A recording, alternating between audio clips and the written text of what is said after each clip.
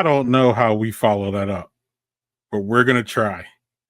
I want to welcome my friend Joe Geyer to Badger Beer Hour. He is the brewery travel. You've probably seen him on Instagram or Twitter as Brewery Travels. He is a friend of ours. Chris and I have been on his podcast. So without further ado, we're going to bring Joel on here. What's up, Joel? And we are Well, yeah, like you were saying, yeah, we go from featuring a Wisconsin brewery, opening up a beautiful facility in Japan, and now I have to try to, follow that up with just some fun facts and figures. So, kind of put good me in a luck tough with that. spot there. But we have some visuals at least. So hopefully to spruce it up a little bit for some folks. But yeah, it's going to be kind of an introduction to this segment moving forward, I suppose. Absolutely. And a little bit of intro, and I'm going to dip and let you do your thing. But Yeah. we want to start giving y'all a report on what's the status of Wisconsin breweries. There's a lot of influx, as Chris talked about, in Minneapolis, Minnesota, and the same thing's really happening here with Wisconsin, where we have some openings, we have some expansions, we have some closings. I mean, it's just all over the board. So given your prowess in visiting breweries and your knowledge and your enthusiasm about breweries, we brought you on the Badger Beer Hour as someone who can talk specifically about our breweries and just feature them. So without further ado, Joel, I'm going to let you go. But I just wanted to thank you for joining our crew. We absolutely welcome you wholeheartedly here. And I hope the audience will enjoy not only learning more about you and Brewery Travelers, but also what you're going to bring to Badger Beer Hour. So thanks, Joel. I'll see you in a little bit here. And absolutely, I'll let you roll, buddy. Nice to see, absolutely, nice for you to be here. And yeah, good luck following up that last segment. That was absolutely, yeah, wow. Sure. Yeah, so I know that if you have not been with us the last couple weeks doing my appearances on the last couple shows, but we're going to learn more about myself, I'm sure, later on if you don't already know about me. Currently, we are going to be kind of diving in. This is a project that Greg kind of approached me about in terms of actually trying to keep track of the number of breweries. And it's not as cut and dry as you may think, as you will soon see, kind of based off some of the graphics that we'll be pulling up here in terms of when you're counting breweries, in terms of what counts as a brewery, what do you have different categories for different types of locations. And so it was kind of an endeavor that I just jumped on. And I have to give a shout out to Matt Gardner from Twitter. And he was a person that reached out to me. He's also been kind of tracking some of this. So we were able to trade some notes in terms of what breweries are open, what breweries are closed, like what we're kind of thinking about, how you count certain locations. But yeah, Greg, do we have the, there we go right there. Perfect. State of Wisconsin breweries. So future editions of this discussion will be possibly shorter, but I kind of want to go through what these figures mean. So the number of breweries essentially means places that you go and you're visiting, and it's the primary brewery location. So when you think of a typical brewery, this is the number that you are thinking of. Additional tap rooms and locations is exactly what it sounds like. It is essentially where a brewery opens up either a satellite tap room or even a second brewing facility that they brew at.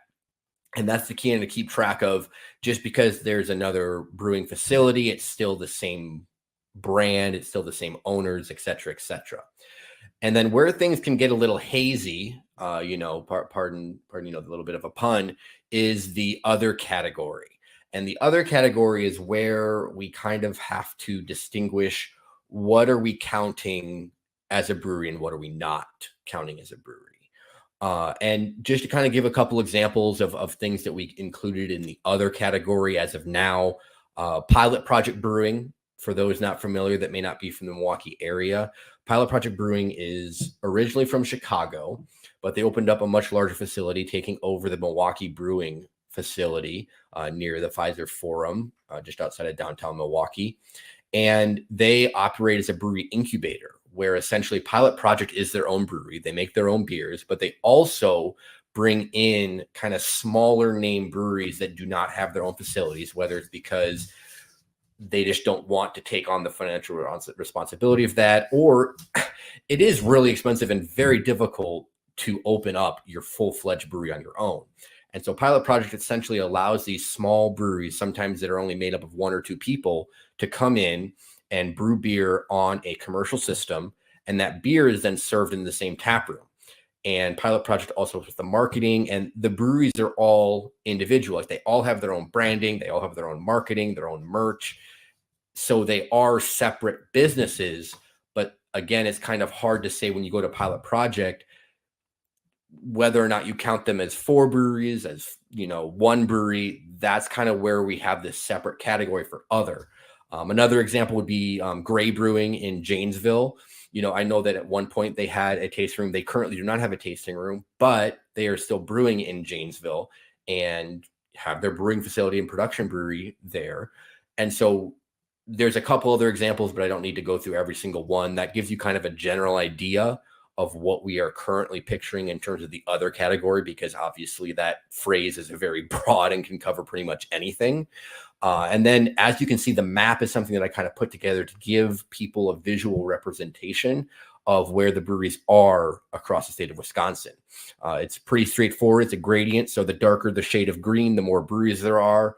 It should not be a big surprise that Milwaukee and Dane County lead the way. And yes, 34 in Dane. There were, if I pull up my notes here on that, there were 5. So there's 27 individual, and then there were 5 additional tap rooms and 2 that we included in the other category.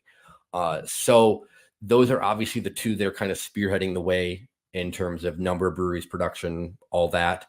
And then there aren't really any other big surprises. Brown County, where Green Bay is, if you're not, familiar with Wisconsin geography. Waukesha County, which is the most major of the suburban kind of Milwaukee area.